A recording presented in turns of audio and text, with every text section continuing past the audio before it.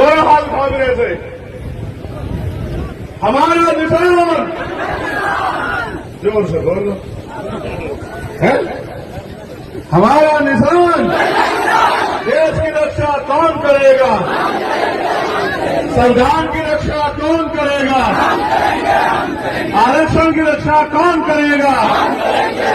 लोकतंत्र की रक्षा कौन करेगा? बहन बेटियों की रक्षा कौन करेगा? नौजवानों, जय भीम, जय भारत, जय संविधान, जय मंडल, जय जोहार, नमस्कार, आदाब, सत श्री अकाल। मैं सबसे पहले तो खड्डा की महान जनता का और इसके आसपास के क्षेत्र के सभी लोगों का बहुत बहुत धन्यवाद देता हूं कि वो एक बहुत लंबे समय से इंतजार कर रहे हैं। बहुत बहुत धन्यवाद आप सब लोगों का।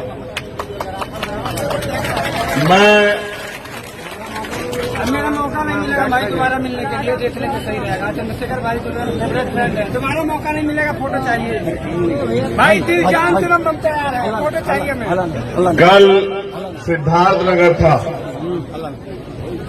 सिद्धार्थनगर कपिल वस्तु भगवान बुद्ध की जन्मस्थली है, जहां भगवान बुद्ध लंबे समय तक रहे। और ये कुशीनगर उनकी परिनिर्वाण स्थली है, जहां उन्होंने अपना शरीर त्यागा। ये आज कुशीनगर इन अति पिछड़े जिलों में नहीं आता।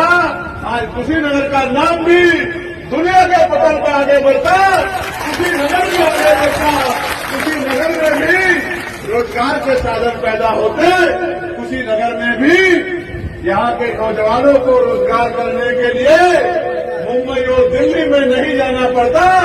6-6 महीने घर से दूर रह के, माँ बाप से दूर रह के, परिवार से दूर रह के तमाम तरह की मुसीबतों का सामना सिर्फ अपने बच्चों का पेट पालने के लिए नहीं करना पड़ता। सम्मानित साथियों, मैं आपको एक कोरोना काल का समय याद दिलाना चाहता हूं। आप जानते हैं, संविधान के बाद समाज में 2 तरह के परिवर्तन हुए।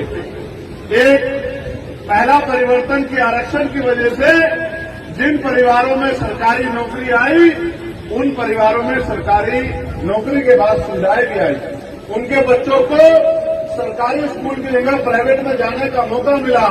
अच्छा खाना, अच्छा पीना और सुख सुविधाएं मिली। एक समाज में 10, 12, 15% लोगों में एक बदलाव हुआ। लेकिन 16 अगस्त 1947 को आप अपने मन में सोचो और खुद से जवाब मांगो कि 14 अगस्त को जिसकी जेब में 1 रुपया था, तो क्या 16 अगस्त को उसकी जेब में 100 रुपए पहुंचे? 14 अगस्त को जिसके पास 1 गज जमीन थी, क्या 16 अगस्त को आजादी के बाद उसके पास 10 बीघा जमीन पहुंची? 14 अगस्त को जो बेरोजगार था, जो अशिक्षित था, क्या 16 तारीख को वो शिक्षित हो गया, या फिर उसके पास रोजगार आ गया? या फिर 14 तारीख को जिनके पास उद्योग धंधे नहीं थे, क्या 16 तारीख को उनके पास उद्योग धंधे आ गए? तो सवाल ये है कि आजादी से बदला क्या? जब तक इस देश के धन धरती राजपाट में बंटवारा नहीं होगा, जब तक इस देश के लोगों को बराबर की हिस्सेदारी, स्वाभिमान, सम्मान का जीवन नहीं मिलेगा, तब तक इस देश में समानता की बात करना समानता का मजाक उड़ाने जैसा है। ऐसा उदाहरण भी मैं देता हूं। एक तरफ वो लोग हैं जिनके पास इतनी संपत्ति है कि उनको पता भी नहीं है, और एक तरफ लाखों लोग ऐसे हैं जो बिना छत के सोते हैं, भूखे पेट सोते हैं। एक तरफ ऐसे लोग हैं जिनके घरों में 56 तरह का भोजन बनता है, और एक तरफ मेरा परिवार है जो रूखी सूखी खाके पेट में हाथ फेर के चुपचाप हो जाता है कि उनके दुख का किसी और को पता न लगे और उनकी मजाक न बने। एक तरफ वो लोग हैं जो एसी की गाड़ियों में हेलीकॉप्टर हवाई जहाजों में घूमते हैं, और दूसरी तरफ मेरा ये किसान मजदूर समाज है जिनके सपने में भी ये गाड़ियां नहीं आती हैं, टीवी पे या सड़क पे उन गाड़ियों को चलते देख लेते हैं। अमीर का कुत्ता भी एसी वाली गाड़ी में घूमता है मेरे लोगों। उसको भूख लगने पे मालिक बढ़िया पैकेट का दूध पिलाता है, बढ़िया बिस्किट खिलाता है, बीमार होने पे बढ़िया डॉक्टर के यहाँ ले जाता है, सर्दी लगने पे हीटर लगाता है, गर्मी लगने पे एसी लगाता है। आप सड़क पे मरो या अस्पताल के बाहर, किसी को आपके ऊपर तरह नहीं आता है। ये देश की व्यवस्था। तो क्या हमारे महान पुरुष इस बारे में नहीं सोचते थे? वो सोचते थे, इसलिए उन्होंने आपको वोट का अधिकार दिया, और ये वोट हमारा हथियार है, क्योंकि वो जानते थे कि जिन्होंने सदियों हमें कुर्सी पे बैठने नहीं दिया, स्वाभिमान सम्मान का जीवन नहीं दिया, हजारों जुल्म हम पे रहे, हजारों जुल्म हमने सहे, जिन्होंने हमारी आंखों के आंसुओं को पानी भी नहीं समझा, वो हमें इज्जत की जिंदगी नहीं दे पाएंगे, और आने वाले कल में वो हमारे मिले हुए अधिकारों को भी छीनने का काम करेंगे।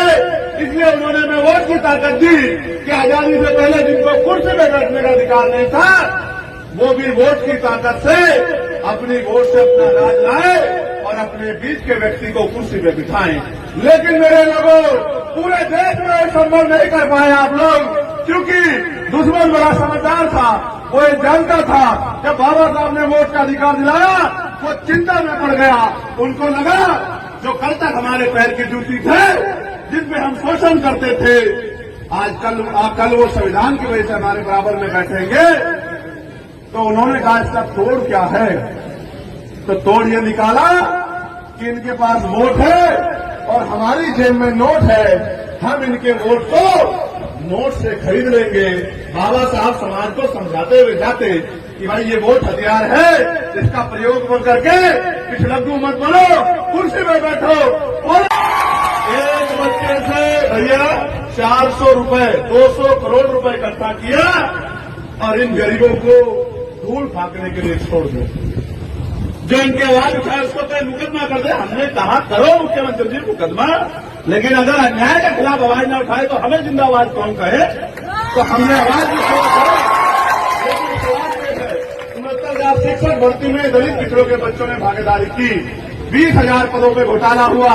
4 दिन हम लोग लड़ते रहे और फिर हमने एक बड़ी पोल देकर आपसे भी 5 गुना लोग बुला के लखनऊ में न्याय आंदोलन किया।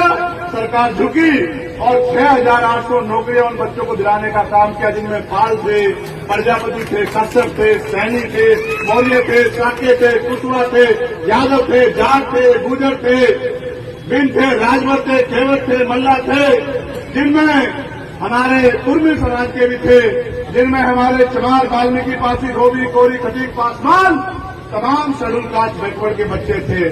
जिस दिन नौकरी मिली, मैं लखनऊ में था, वो बच्चे मुझसे लिपट के रोए कि भैया ये नौकरी आपकी देन है।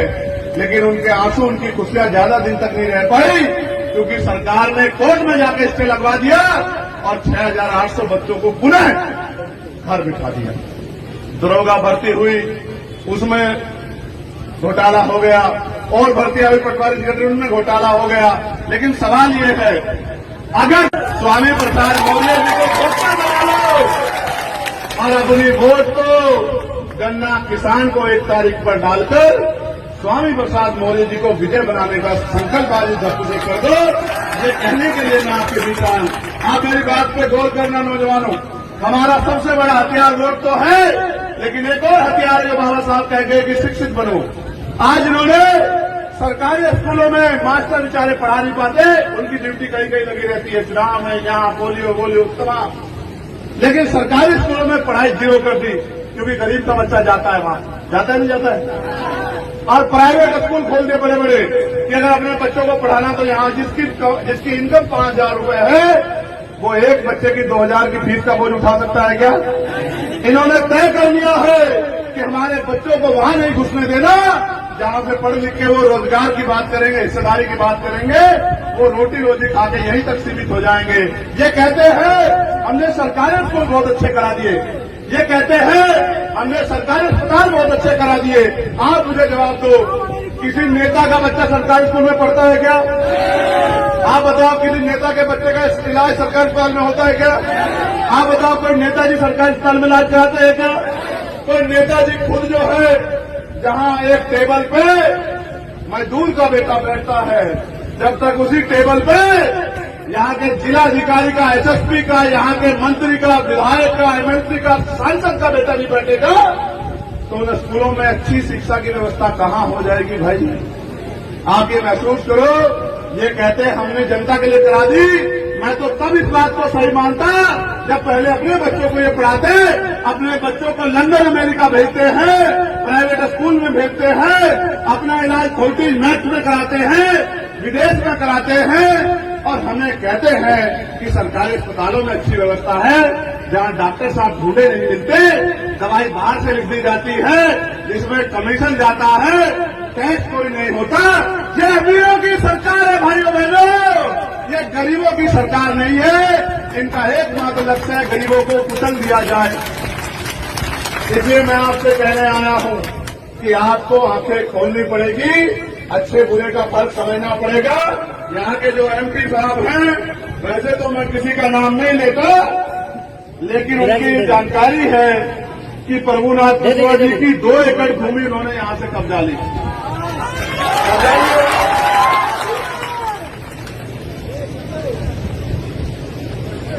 अब ये बताओ, जमीन दिए तो नहीं, जमीन कब्जा तो सकते हैं डंडे के जोर पे। ये पुलिस के लोग बेचारे मजबूर हो जाते हैं, कहते हैं जिसकी सरकार होती है उसकी पुलिस होती है। यही तो से हम लोग जीत के तो दिल्ली आ रहे हैं।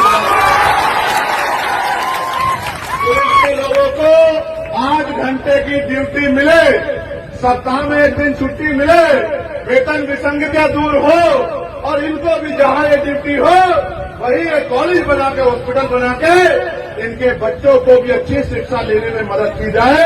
इस बात के लिए भी हम लोग आवाज उठाएंगे, क्योंकि हम तो हर शोषित की आवाज उठाने वाले हैं।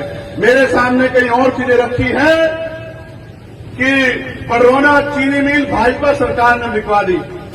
कुशीनगर एयरपोर्ट 2 वर्ष पहले लोकार्पण किया, किंतु नहीं, ये सच नहीं कि आज तक जहाज नहीं चला। मैं कुशीनगर से एक बार गया, मैं झूठ नहीं बोलता हूँ भाई, ये बंद हो गया। हाँ, मगर बंद करवा दिया। मैंने सोचा यहाँ आना था कि जहाज से चलूंगा, लेकिन जहाज क्या, जितने पोर्ट थे, एयरपोर्ट थे, रेलवे थी, बीएचएल थी, बीएसएनएल था, वो सारा ही तो बेच दिया अडानी अंबानी को।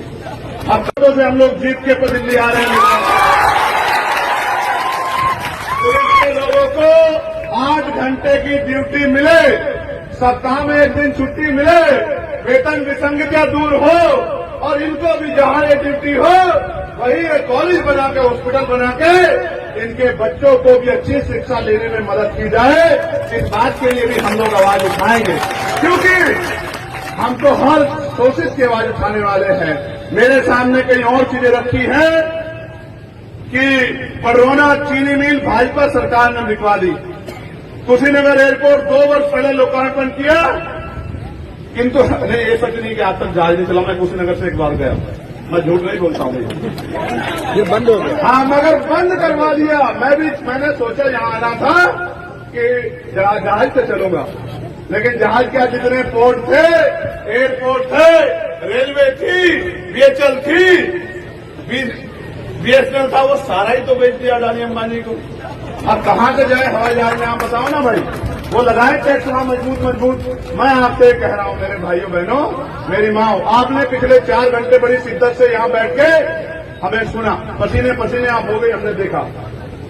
हम ये चाहते हैं कि इस क्षेत्र में इंडस्ट्रियल एरिया लगे, और high school, inter, BTech, MTech, ITI, polytechnic, MBA, MCA, BCA, BBA, तमाम नौजवानों को, बहनों को रोजगार की व्यवस्था इस क्षेत्र में हो कि मुंबई और दिल्ली उन लोगों को ना जाना पड़े। हम ये चाहते हैं कि महिलाओं के लिए कुटीर उद्योग लग के घर पे रोजगार की व्यवस्था हो, जो उनको सर पे ईंटें न उठानी पड़े, किसी के खेत में बाबू के मजदूरी न करनी पड़े, कोलू के भट्टे पे काम न करना पड़े, दूसरे प्रदेशों में जाकर पसीना न बहाना पड़े। आपको भी इज्जत सम्मान की जिंदगी मिले, तो आपका बेटा आपसे वादा करता है कि हम संघर्ष करेंगे कि क्षेत्र में कुटीर उद्योग लगा के हमारी माँ बहनों को रोजगार मिले।